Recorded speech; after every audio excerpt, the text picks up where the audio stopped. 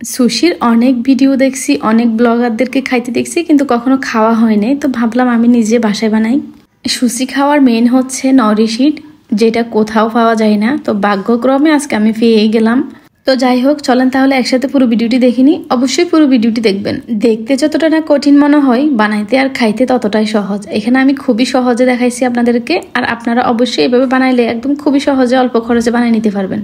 এখানে কয়েক টুকরা চিকেন নিয়েছি, লম্বা করে কেটে, যেভাবে ক্রিস্পি করে একটু ফ্রাই করে নেয় ওভাবে করে নিছি। আর হচ্ছে লম্বা করে কেটে শশা নিছি আর গাজর নিছি। আপনারা চাইলে আপনাদের ইচ্ছা মতো যে কোনো সবজি দিতে পারবেন। তো আমি এখানে খুবই কম খরচে আর কিভাবে খুব সহজে বানানো যায় সেটাই ট্রাই করতেছিলাম। এই তো সেই সোনার হরিণ, যেটা কোথাও পাওয়া যায় না। সুশি আমার খুব অনেক আগ থেকে খেতে ইচ্ছে করছিল, কিন্তু এই নরি শিটের জন্য খাওয়া হয়নি। তো আলহামদুলিল্লাহ পেয়ে গেলাম লাস্ট পর্যন্ত। আর এটা এত নরম, একটু জোরে টানলে ছিঁড়ে যাবে। তো আমি একদম আলতো হাতে করে একটা খুলে নিচ্ছি, তো বাকিগুলো খুলে বানাবো। আমি খুলতেছি আর বলতেছি হাই হাই, ছিঁড়ে গেলে শেষ। এত টাকার জিনিস আর পাওয়া যায় না সহজে, সেটাই হচ্ছে বড় কথা। আর দেখেই বোঝা যাচ্ছে হয়তো কতটা নরম। তো আমি সুশি রাইসটাও কিনছিলাম আলাদা করে। সুশি রাইসটাও আলাদা, যেটা স্টিকি রাইস, নর্মাল ভাত দিয়ে হবে না। তো এখানে আমি রাইসগুলো একদমই মেলে দিচ্ছি আস্তে আস্তে করে। এটা একদমই সাবধানে করতে হয়, মনে হয় এখনই ছিঁড়ে যাবে, এরকম অবস্থা ছিল। এখন দিয়ে দিব লম্বা করে কেটে রাখা শশা, আর এখানে কয়েক টুকরা দিব আমি। আর দিয়ে দিব কয়েকটা গাজর কুচি, তাও লম্বা করে কাটা, কুচি না। আমি দিচ্ছিলাম আর দেখতেছিলাম সুন্দর লাগতেছে নাকি। শশা গাজরটা আলতো হাতে চেপে দিচ্ছিলাম, যাতে রাইসের সাথে একদম একটু বসে যায় ভালো করে। যারা সুশি খেয়েছেন তারা তো অবশ্যই টেস্ট জানেন কেমন। আর আমার কাছে ভালোই লেগেছে, তেমন খারাপও না তেমন ভালো না। তার চেয়ে মনে হয় আমি ভাত রান্না করে মাংস ভেজে খাইলে তারও আরো বেশি মজা হইতো।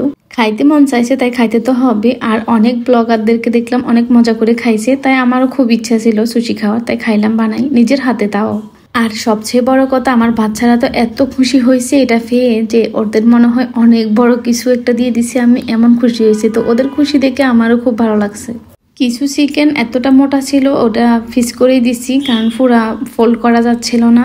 আর নিচে যে কাঠির মতো আছে ওটা হচ্ছে বাঁশের, ওটা আমি আড়ং থেকে নিয়েছিলাম অনেক আগের। এটা বাসায় এমনি ছিল, আমি মাঝে মধ্যে রান্নার ভিডিও যেহেতু করি, পিক তোলার জন্য কিনছিলাম। এখন সুশিতেই কাজে লাগছে। যাই হোক, অবশেষে বানিয়ে ফেললাম। আর এখন ফিস করার পালা। তো একটা একটা করে কাটতেছিলাম, আর খুবই আস্তে করে করতে হয়, কারণ এটা খুবই নরম। আপনারা যখনই বানাবেন বুঝবেন এটা কতটা নরম থাকে। মাশাআল্লাহ, এত সুন্দর হয়েছে, আমি নিজে দেখে নিজেই খুশি হয়ে গেছি। কারণ খাইতে যেমনই হোক, দেখতে কিন্তু মাশাআল্লাহ অনেক সুন্দর। বাসায় সফস্টিকও ছিল, বাচ্চারা সফস্টিক দিয়ে খাতেছিল। আর আমি তো আমি হাত দিয়ে খাওয়া শুরু করছি, আমি সফস্টিক দিয়ে খাইতে পারি না। আর এখানে সুশি খাওয়ার জন্য একটা সস বানানো হয়েছে, সয়া সস আর রসুন দিয়ে। যাই হোক, সবকিছুর জন্য আলহামদুলিল্লাহ। তো আজকে এই পর্যন্ত, সবাই ভালো থাকবেন, সবার জন্য দোয়া রইল। আল্লাহ হাফেজ।